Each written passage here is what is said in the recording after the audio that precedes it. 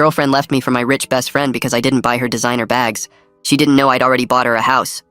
Ashley and I dated for 4 years, met at a bookstore where she worked. I fell for her instantly. Smart, funny, beautiful. I thought she felt the same. I make good money as a software architect, $140,000 a year. But I don't show it. Drive a regular Toyota. Live in a simple apartment. Why? Because I watched my parents blow through money and die broke. I save 70% of everything I make. Ashley knew I had a decent job, but not the details. I'd buy her gifts I thought meant something. First edition books she mentioned wanting. Cooking classes she talked about. Concert tickets for bands she loved. Nice things, but not luxury things. Maybe $200 here and there. I was saving for something bigger. Nate was different. My friend since college, he inherited his dad's construction company. Drove a Mercedes, wore designer everything. When we'd all hang out, he'd flash his black card, order expensive bottles, and make sure everyone saw.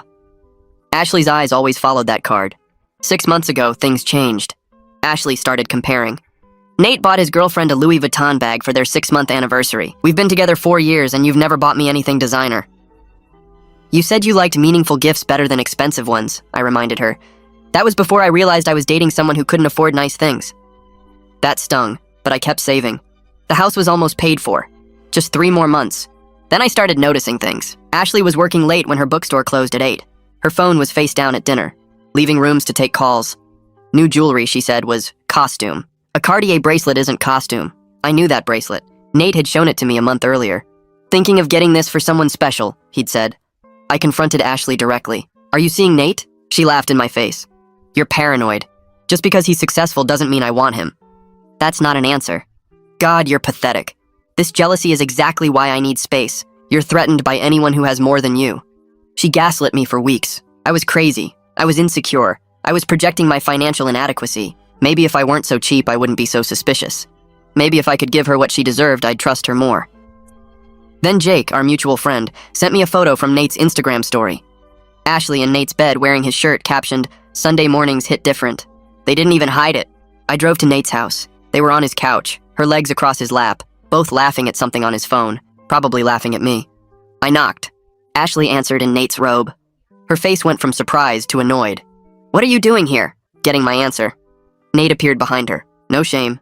Hey man, we need to talk. No, we don't. Ashley crossed her arms. Look, this is for the best.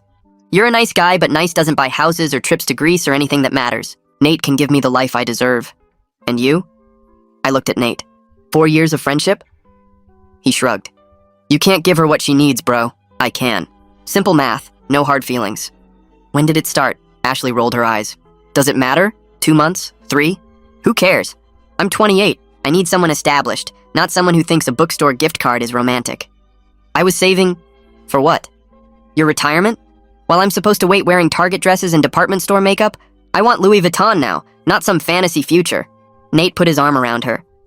She deserves someone who can provide properly. That's me. You understand, right?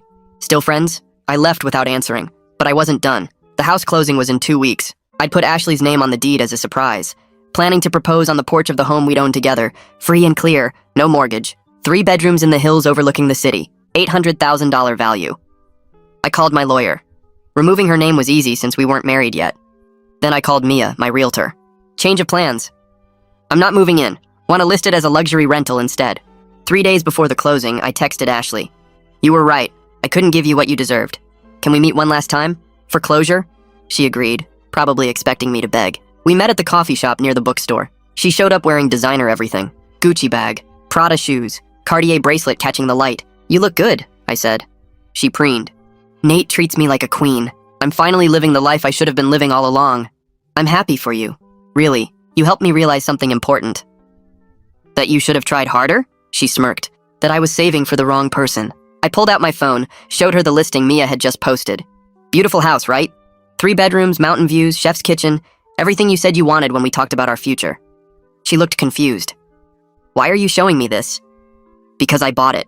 For you. For us. Paid in full. $800,000. Her face went white. She just stared at the screen for maybe 10 seconds without moving. Her mouth opened, but nothing came out. The Gucci bag slid off her lap and hit the coffee shop floor with a thud. I watched her hand start shaking as she held my phone, her perfectly painted nails looking too bright against the white screen. Her other hand went to her throat. She blinked fast like she was trying to clear her vision. The phone almost slipped from her fingers. She caught it and looked at the listing again, scrolling through the photos. The kitchen with the marble counters, the master bedroom with the mountain view, the backyard with the fire pit. All the things she'd pointed out in magazines over the years. She looked up at me and her voice came out as a whisper. She asked how long I'd been planning this. When did I buy it? Why didn't I tell her? Her words got louder with each question. I kept my voice calm and told her I closed on the house 2 months ago, right around the time she started sleeping with Nate. I'd been planning to propose on the front porch. The house was supposed to be ours, free and clear, no mortgage. She put the phone down on the table between us. Her hands were both shaking now. She asked if her name was on the deed. If there was any way to fix this. She said she made a terrible mistake. Her voice had this desperate edge I'd never heard before. I told her my lawyer Tyler removed her name the day after I found out about the affair. The house was already listed as a luxury rental. She could see it right there on the screen. $5,000 a month, professional photos, available immediately. Her face changed. The shock turned into something else. Math happening behind her eyes. She started crying. Real tears, not the pretty kind. Her mascara ran down her face in black streaks. She said she didn't know I had that kind of money saved. If she'd known, things would be different. The barista behind the counter glanced over. Ashley's voice was getting louder. She asked why I never told her about my actual financial situation. Why I let her think I was just scraping by. Other people in the coffee shop were starting to look. I leaned forward and kept my voice low. I told her I wanted someone who loved me for who I am, not what I have. Her reaction right now proved I made the right choice, removing her from the deed. She wasn't crying because she lost me. She was crying because she lost an $800,000 house. She grabbed my arm across the table. Her nails dug into my skin. She begged for another chance, said Nate meant nothing. She'd end it right now if I took her back. We could still have the house, still have everything we planned. I pulled my arm away. I told her she made her choice when she decided a Cartier bracelet was worth more than 4 years together. When she picked a guy with a Mercedes over a guy with a paid-off house. She kept talking, but I stood up. I left a $10 bill on the table for my coffee. Ashley followed me out. Her designer heels clicked on the pavement as she called my name. She was full-on sobbing now, saying she was stupid and materialistic, that I was the best thing that ever happened to her. I stopped in the parking lot and turned around. She almost ran into me. I told her she was right about being materialistic, but she wasn't sorry about hurting me. She was sorry about the consequences of her choices. There's a difference.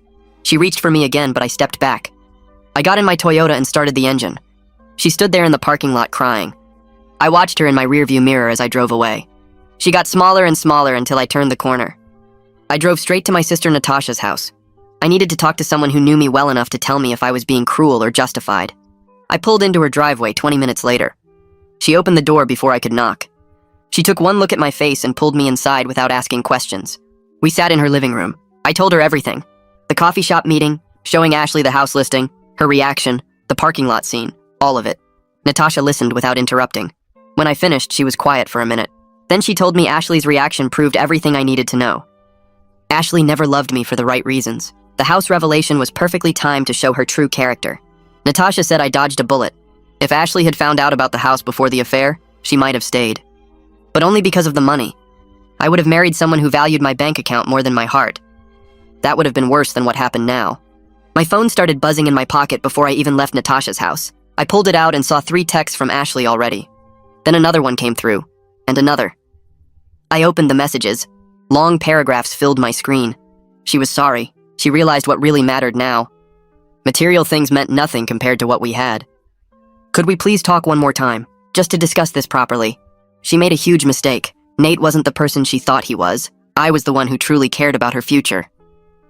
The texts kept coming while I stared at the screen. Natasha looked over my shoulder and saw Ashley's name appearing over and over. She reached out and took my phone from my hands. Her finger hovered over the delete button. I nodded. She deleted every message without reading them. 3 more texts came through immediately. Natasha deleted those too. She handed my phone back and told me engaging would only make this harder. Ashley needed to accept this was over. Responding would give her hope that wasn't there. I put my phone on silent and stayed at Natasha's house for another hour. We watched a cooking show and didn't talk about Ashley. My phone screen kept lighting up with new messages, but I ignored them.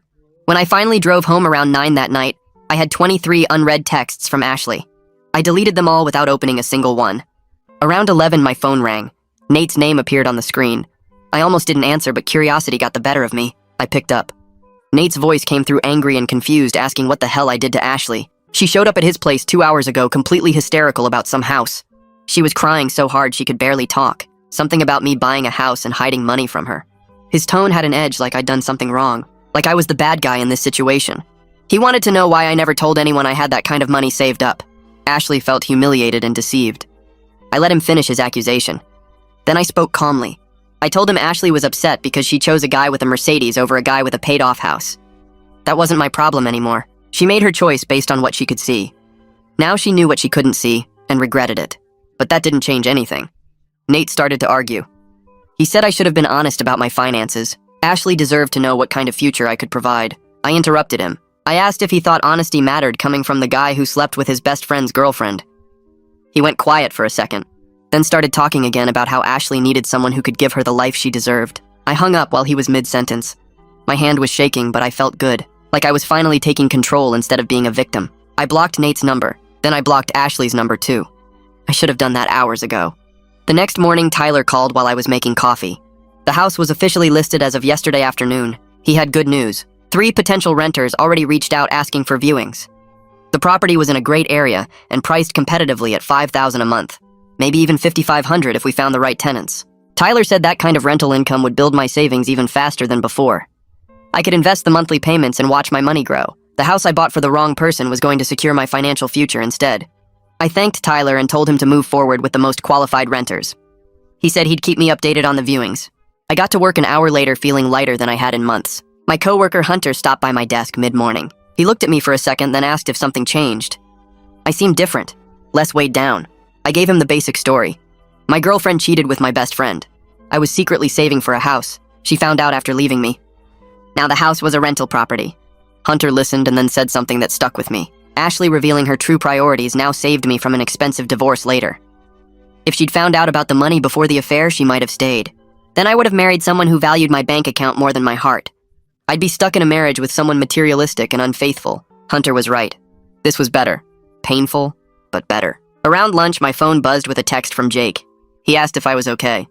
Ashley called him this morning crying about how I humiliated her by hiding money. She made it sound like I was the one who did something wrong. That annoyed me more than I expected. She was spinning this whole thing as me being deceptive, not her being unfaithful and materialistic. I called Jake immediately instead of texting back. He answered on the second ring. I explained the full timeline. I was saving for our future for 4 years, putting away 70% of my income, planning to propose in the house I bought for us. While I was doing that, she was sleeping with Nate for designer bags. She chose a Cartier bracelet over 4 years of loyalty. Now she was mad because she realized what she gave up. Jake apologized for even questioning it. He said he knew something felt off about Ashley's version. Several mutual friends had been asking him what really happened. Everyone was confused about the situation. I told Jake he could share the truth with anyone who asked. I wasn't hiding anything. Ashley cheated. I had been planning our future. She chose wrong. Simple as that. Over the next week, I realized Ashley was calling every mutual friend we had. She told them her version of events. I was financially dishonest. I hid my real income from her. She felt deceived and trapped in a relationship with someone she thought was struggling. Now she looked like the bad guy when really I was manipulative. That narrative bothered me more than I wanted to admit. I knew some people would believe her story. She was good at playing the victim. Hunter noticed me checking my phone more than usual. He asked what was going on. I told him about Ashley's campaign to paint herself as the wronged party. Hunter thought for a minute, then gave me advice. Tell my side to close friends, but don't engage in a broader social media war. The truth would come out naturally. People who knew me would see through her story. People who didn't know me well enough didn't matter anyway. I took his advice. I reached out to 3 friends who knew us best as a couple. I explained what really happened without drama or anger. Just facts. 2 of them immediately saw through Ashley's story. They pointed out that my supposed dishonesty didn't justify her cheating. Saving money wasn't the same as lying. And even if I had been more open about my finances, that didn't excuse sleeping with Nate. The 3rd friend seemed uncomfortable on the phone. He was closer to Nate than to me. He made non-committal sounds and said he didn't want to get involved in the drama. That told me everything I needed to know about where his loyalty was. I thanked him for his time and hung up. Some friendships weren't worth fighting for. 2 days later, my phone rang while I was at my apartment sorting through old photos I needed to throw away. Mia's name showed on the screen. I picked up on the second ring. She sounded excited about something. A young couple wanted to rent the house long-term. Both worked as executives at tech companies downtown. They offered $5,500 a month and wanted to sign a 2-year lease. I didn't hesitate. That rental income would let me save even more aggressively. The house I bought for Ashley was now going to build my future instead of hers. Mia said she'd send over the paperwork and we could do the key handoff at the property in 3 days. I thanked her and hung up feeling satisfied. Every month that house would generate income I could invest. The plan had changed, but the outcome was better than I originally hoped for. The key handoff happened on a Thursday afternoon. I drove to the house for the first time since buying it. Walking up the path felt strange. This was supposed to be where I proposed to Ashley. Instead, I was meeting strangers who'd live in it. The couple arrived right on time. They seemed nice, professional, excited about the house. We did a quick walkthrough so I could show them where everything was. The heating controls, the water shutoff valve, the security system panel. Then the woman mentioned something that made me stop. They'd seen someone at the property yesterday, a woman. She'd been standing on the porch looking through the front windows. They thought maybe she was the previous owner or something. I felt my jaw tighten. Ashley had tracked down the address from the listing. Of course she had. The man asked if that might be a problem. If she had any legal connection to the property. I assured them she didn't. No legal connection whatsoever. Just my ex-girlfriend who made bad choices. They seemed satisfied with that answer. I handed over the keys and left. That night I was watching TV when my phone buzzed with a text from a number I didn't recognize. The message asked why I was letting strangers live in what should be our house. Ashley. She'd gotten a new number to contact me. I read the text twice, then blocked the number without responding. She wasn't going to stop. That much was clear. Every time I thought this was over, she found a new way to insert herself back into my life. But I wasn't going to engage. Blocking her was the only response she'd get from me. I deleted the text thread and went back to my show. She needed to accept this was really finished between us.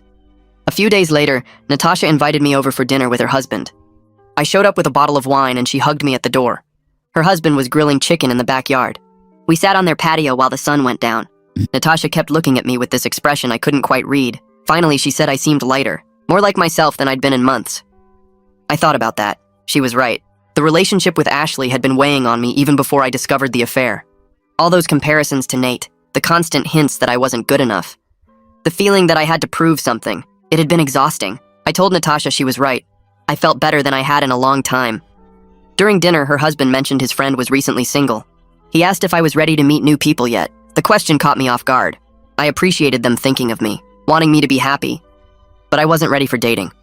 I told them that honestly. I needed more time to process everything that happened. They understood. Natasha squeezed my hand across the table and said whenever I was ready, they'd be there. The rest of dinner was relaxed. We talked about their upcoming vacation and a movie they'd seen.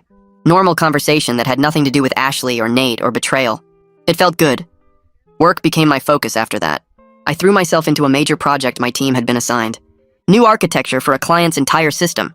It required long hours and intense concentration. Exactly what I needed. My boss noticed the increased dedication. He pulled me aside one afternoon in the hallway outside the conference room. He said whatever I was going through, he was impressed with how I was handling it professionally. My work quality hadn't dropped at all. In fact, it had improved. I thanked him and said I appreciated the feedback. Work was the one thing I could control completely. No surprises, no betrayals, just code and systems and problems I could actually solve. 2 weeks after the coffee shop confrontation, my phone rang with another unfamiliar number. I almost didn't answer, but something made me pick up. A man's voice asked if this was me. I confirmed. He introduced himself as Lewis, Nate's business partner. I was surprised. Lewis and I had met a few times at company events, but we weren't close. He asked if I'd be willing to meet for lunch. He had something he wanted to discuss. I was curious enough to agree. We set a time for the next day at a restaurant downtown. Lewis was already there when I arrived. He stood up and shook my hand. We ordered food and made small talk until the server left. Then Lewis got serious. He said he had no idea about Nate and Ashley until recently. One of the guys at the office had mentioned it, and Lewis confronted Nate directly. What Nate told him was disgusting. He'd bragged about it, framed the whole thing as winning some kind of competition, like taking Ashley away from me was an achievement. Lewis said that conversation made him realize his partner had serious character problems. He'd never seen that side of Nate before, the callousness, the complete lack of respect for friendship or loyalty. It bothered him deeply. Lewis kept talking. He said he was considering buying out Nate's share of the construction company. This situation revealed a side of Nate he couldn't respect. He didn't want to be in business with someone who treated people that way. I appreciated Lewis reaching out. It took courage to have this conversation, but I told him I wasn't interested in being involved in their business decisions. That was between him and Nate. I'd moved on from both of them. Lewis nodded. He said he understood. He just wanted me to know that not everyone thought what Nate did was okay. Some people saw it for what it really was. That conversation stuck with me as I drove back to work. Nate's actions were catching up with him in ways beyond just losing my friendship. Lewis hinted that other business contacts had heard about the situation. People viewed Nate differently now. His reputation was taking hits. The flashy lifestyle and expensive car didn't matter much when people questioned your character. I felt a small sense of satisfaction. Not revenge exactly. Just the natural consequences of his choices finally reaching him. He'd thought taking Ashley was winning, But he'd lost something more valuable than any girlfriend. He'd lost respect. A week went by without hearing from either of them. Then my phone buzzed with a text from a number I didn't recognize. The message said Ashley needed to talk, that she wanted to apologize properly and get closure. I stared at the screen for a minute. Natasha had warned me about this exact situation when we talked 2 days earlier. She said Ashley would try again once reality set in. I should have deleted the message. Instead, I texted back agreeing to meet at the park near downtown. Neutral territory, public place, one last conversation. I drove there the next afternoon and parked near the walking path. Ashley was already sitting on a bench when I arrived. She looked different from at the coffee shop. Her hair was pulled back in a simple ponytail. No designer bag in sight, just jeans and a plain sweater. The Cartier bracelet was gone. She stood up when she saw me walking over. Her hands twisted together nervously. I sat down on the opposite end of the bench and waited. She started talking immediately. Said she was sorry for the affair, sorry for how she treated me, sorry for choosing material things over what we had. The words came out fast like she'd practiced them. She admitted she got caught up in status and appearances. Nate's lifestyle made her feel important and valued in a way she thought I couldn't provide. I listened without interrupting. Let her say everything she needed to say. She explained that she felt insecure about our future because I never talked about money or made plans. When I bought small gifts instead of expensive ones, she took it as a sign I couldn't afford better. Nate's flashy spending felt like security, like proof he could take care of her. She realized now that she confused expensive things with being valued, that the Gucci bags and fancy dinners were just objects. They didn't mean he cared about her, they just meant he had money to spend. When she finished talking, she looked at me with red eyes waiting for a response. I told her I accepted her apology. That took courage to say all that. But it didn't change anything between us. What happened couldn't be undone. I hope she learned something from this about what actually matters in relationships. About not judging someone's worth by their car or their willingness to buy designer labels. She nodded slowly and wiped her eyes. Asked if we could eventually be friends. Maybe in a year or two when things weren't so raw. I was honest. Told her I didn't see that happening. Too much damage. Too much betrayal. We could be civil if we ran into each other, but friendship wasn't possible. She accepted that without arguing. Then she mentioned that things with Nate fell apart fast. Once she wasn't forbidden fruit anymore, he lost interest. The affair was exciting because it was secret. Living together was boring. He was already seeing someone new. Some girl he met at a bar 3 weeks ago. I felt a quick flash of vindication hearing that. Proof that Nate never cared about her specifically. She was just another conquest, another thing to win. But mostly I just felt sad. 4 years of my life ended because she wanted Louis Vuitton instead of a future. We stood up and walked toward the parking lot together. This goodbye felt different from the coffee shop confrontation. More final. Like we were both actually accepting that this relationship was over for good. No more anger, no more drama, just two people who used to love each other going separate ways. I got in my Toyota and drove away. Watched her standing by her car in my rearview mirror getting smaller. I felt lighter somehow, like I'd closed a chapter cleanly instead of leaving pages torn out. The next day at work, Hunter stopped by my desk during lunch. Asked if I wanted to join his basketball league. They played pickup games twice a week at the recreation center. Good group of guys, low pressure, just exercise and hanging out. I hadn't played basketball since college, but I agreed. Figured it would be good to get out of my apartment and do something physical. That Thursday, I showed up at the gym with old sneakers and shorts I found in my closet. Hunter introduced me to the other guys. They were all around my age. Mix of jobs and backgrounds. Nobody asked about my personal life or why I was joining mid-season. We just played. The physical activity felt amazing. Running up and down the court.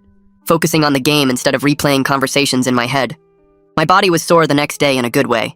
Over the next few weeks, basketball became my routine. Tuesday and Thursday nights. I started looking forward to it.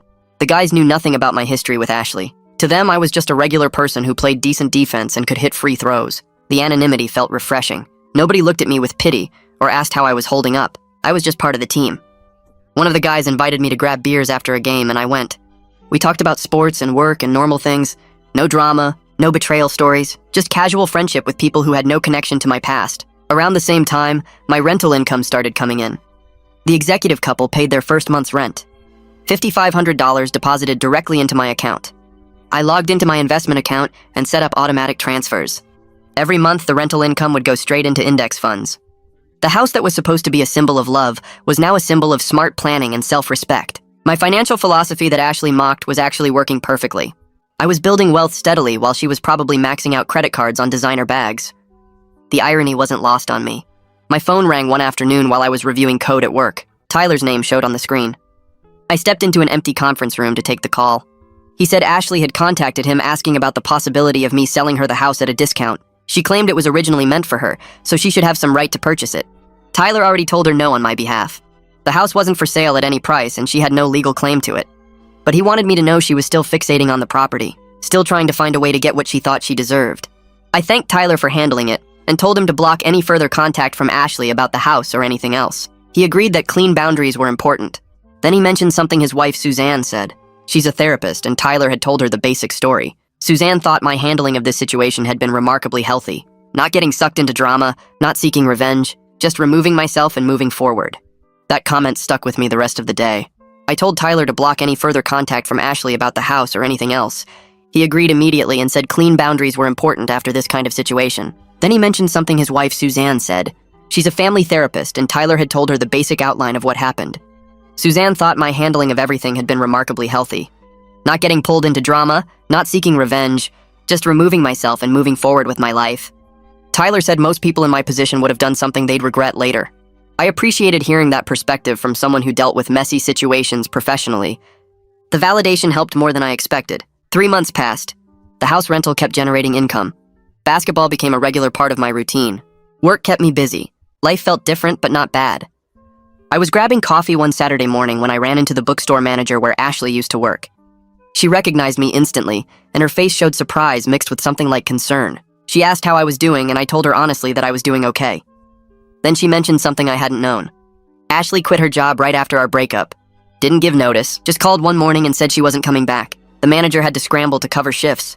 Ashley apparently moved to a different city shortly after, trying to start fresh somewhere new.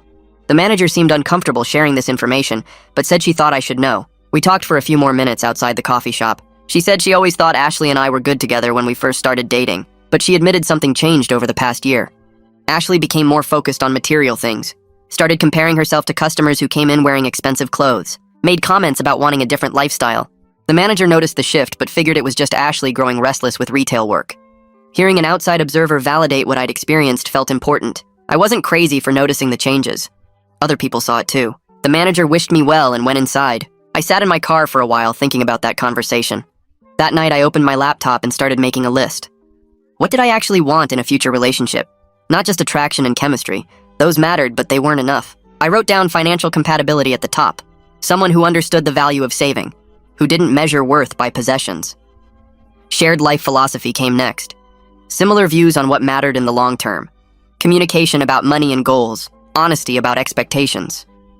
The list grew longer as I thought through what went wrong with Ashley. I'd assumed we wanted the same things because we got along well and enjoyed each other's company. But we never actually talked about deeper values. Never confirmed we were building toward the same future. That was partly my fault. I should have been more open about my financial situation and plans. But her response to the house revelation showed our values were different regardless of communication. A week later, Natasha called and asked if I wanted to meet her friend from work for coffee. She emphasized it was just to practice being social again. No pressure, no expectations of romance, just a casual conversation with someone new. I agreed mostly because Natasha had been so supportive, and I didn't want to seem like I was hiding from life. The coffee date happened on a Thursday afternoon. Her friend was nice. We talked about work and hobbies and normal things. Pleasant conversation, but no spark. I appreciated that Natasha's approach was low stakes, not trying to force me into dating before I was ready, just getting me back out there in a comfortable way. I texted Natasha afterward and thanked her for thinking of me. At work, things were going well. My focus had increased over the past months. I threw myself into projects and delivered results ahead of schedule. My boss called me into his office one afternoon and told me I was promoted to senior architect. Significant raise, more responsibility. He said my increased focus and maturity over recent months contributed to the decision. The team had noticed my dedication. I realized the breakup, while painful, had pushed me to invest more energy in my career. Without the relationship taking up mental space, I'd channeled that energy into work. The promotion felt like validation that I was moving forward in concrete ways. I celebrated by taking Natasha and her husband to dinner at a nice restaurant downtown. Thanked them for supporting me through everything. Natasha joked that Ashley did me a favor by showing her true colors before I married her. Her husband agreed and said anyone who valued designer bags over genuine connection wasn't worth my time. We talked about the promotion and my plans for the new role. It felt good to focus on positive things happening in my life instead of dwelling on what went wrong. Natasha mentioned she was proud of how I'd handled everything. Not getting bitter or angry, just processing and moving on. The next week, Hunter stopped by my desk at work. He'd seen Nate at a bar over the weekend. Said Nate looked rough. Apparently the business buyout with Lewis went through. Nate lost the construction company his dad built. His reputation in the industry took a hit too. People heard about what happened with Ashley and me, viewed him differently. Hunter said Nate was drinking alone and seemed pretty down. I felt a moment of sympathy. Then I remembered him sitting on that couch with his arm around Ashley, telling me it was simple math, no hard feelings. The sympathy faded. Actions have consequences. Nate chose to betray a friendship, and it cost him more than he probably expected. That night, I logged into my financial accounts and made some changes. The rental income was coming in steadily. The promotion meant a significant raise. I decided to increase my savings rate to 75%. Doubling down on the financial philosophy Ashley had mocked. Building wealth felt more meaningful now, not just a safety net, an expression of my values, proof that living below your means and planning for the future actually works. I set up automatic transfers, adjusted my budget. The numbers looked good, better than good. I was building real financial security while Ashley was probably still chasing the next designer purchase. A few days later, I got an email from the rental couple. They loved the house, wanted to extend their lease for another year, offered to go up to $6,000 a month. I accepted immediately, replied within an hour. The house that was supposed to be a symbol of love and commitment was serving a different purpose, a good purpose, generating income, providing a home for people who appreciated it, building my financial future in ways I hadn't originally planned. I felt grateful that things worked out this way. The house wasn't sitting empty as a reminder of what I lost. It was actively contributing to my life moving forward. A few days later, I found myself browsing Reddit late at night and stumbled on the Financial Independence subreddit. People posted about their savings rates and investment strategies without shame. Someone shared a photo of their 10-year-old sedan with $300,000 in index funds. The comments celebrated their discipline instead of mocking their car choice. I created an account and started reading daily. These people got it. They understood that wealth building meant living below your means and investing the difference. Nobody bragged about designer purchases or expensive dinners.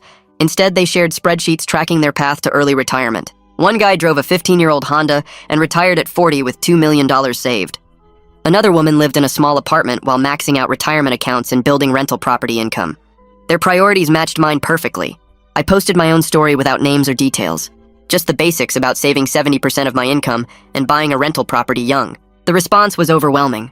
Dozens of comments congratulating my discipline and asking questions about my strategy. Several people messaged me directly wanting to connect. One message stood out from someone with the username Financially Free Teacher. She lived in my city and wanted to chat about investment strategies. We started messaging back and forth about index funds and savings rates. She taught elementary school and made $45,000 a year, but saved 40% of it. Her discipline impressed me given her modest salary. We talked about life goals beyond just money. She wanted to travel and maybe open a bookstore someday. No pressure or flirting, just interesting conversation with someone who thought similarly. We messaged for weeks before she suggested meeting for coffee. I agreed, but kept expectations low given my recent breakup. 4 months had passed since the coffee shop confrontation with Ashley. I realized one morning that I'd gone 3 whole days without thinking about her or Nate. When they did cross my mind, it felt distant and detached. The angry knot in my chest had dissolved completely. Work kept me busy and the rental income kept building my wealth.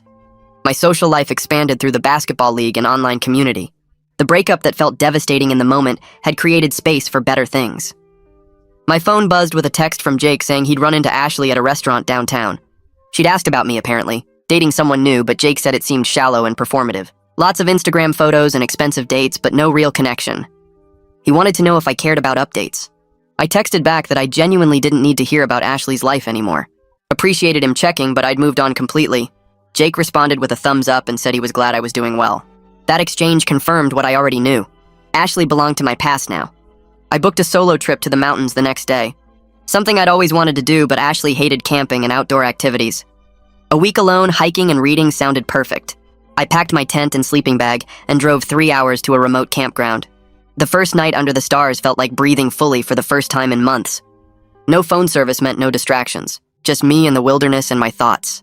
I hiked 10 miles the second day and finished 2 books by the campfire that night. The solitude revealed parts of myself I'd compromised during the relationship. I actually enjoyed quiet time alone, preferred simple meals cooked on a camp stove over fancy restaurants, valued experiences over possessions. Ashley would have hated every minute of this trip. That realization didn't make me sad anymore. Just confirmed we'd wanted different things all along. When I returned from the mountains, I had coffee with Financially Free Teacher, whose real name was Shayna. We met at a quiet cafe and talked for 3 hours straight. The conversation flowed easily from investment strategies to life philosophies to travel dreams. She told me about teaching 3rd graders and saving aggressively despite her modest salary. Drove a 12-year-old Civic and lived with a roommate to keep expenses low. Her discipline and clarity about priorities impressed me deeply. But beyond the shared money values, I felt actual chemistry. She laughed at my jokes and asked thoughtful questions about my life. We discovered we both loved hiking and reading and quiet weekends at home. When we left the cafe, I asked if she wanted to get dinner sometime. She smiled and said yes. We started dating casually over the next few weeks. I was upfront about my recent breakup and not wanting to rush into anything serious. Shayna appreciated the honesty and shared that she was also focused on building her own financial foundation before combining lives with anyone. We went hiking on weekends and cooked simple dinners at her apartment. She never asked about designer bags or expensive restaurants. Instead, she wanted to know about my thoughts on early retirement and investment allocation. Our dates cost maybe $30 total and felt more meaningful than any fancy dinner I'd bought Ashley. The relationship developed slowly and naturally without pressure or games. 6 months after revealing the house to Ashley, I took stock of my life. The rental property generated $5,500 monthly that went straight into investments. My promotion at work came with a $20,000 raise. I'd increased my savings rate to 75% and watched my net worth climb steadily. But the financial progress wasn't even the best part. Shayna and I had been dating for 2 months, and it felt right in ways my relationship with Ashley never had. We shared actual values about what mattered in life. She understood that driving a Toyota didn't mean I was broke. Appreciated thoughtful gestures over expensive gifts. Wanted to build wealth together slowly, rather than spend it on status symbols. Work was going great, with the senior architect role giving me more responsibility and satisfaction. My social life included the basketball league and online community friends who got my priorities. Everything had shifted in positive directions I couldn't have imagined 6 months earlier. Natasha noticed the change when I stopped by for dinner one evening. She commented that I seemed genuinely happy rather than just recovered from the breakup. Her observation hit home because she was right. This wasn't about getting over Ashley anymore. I'd actually built a better life than the one I'd lost. What Ashley meant as an insult about me not being able to provide had revealed something important. I could provide very well, just not for someone who valued the wrong things. Shayna valued the right things. Financial security and shared experiences, and building a future based on substance rather than appearance. I felt grateful now for how everything had unfolded. The betrayal hurt deeply at the time, but it showed me who people really were before I made permanent commitments. If Ashley hadn't left, I might have married her and spent years with someone who didn't share my actual values. If Nate hadn't betrayed our friendship, I might have kept trusting someone who saw relationships as competitions to win. The house I bought for the wrong person became the foundation for building the right life. Every month, the rental income grew my wealth and confirmed my financial philosophy worked.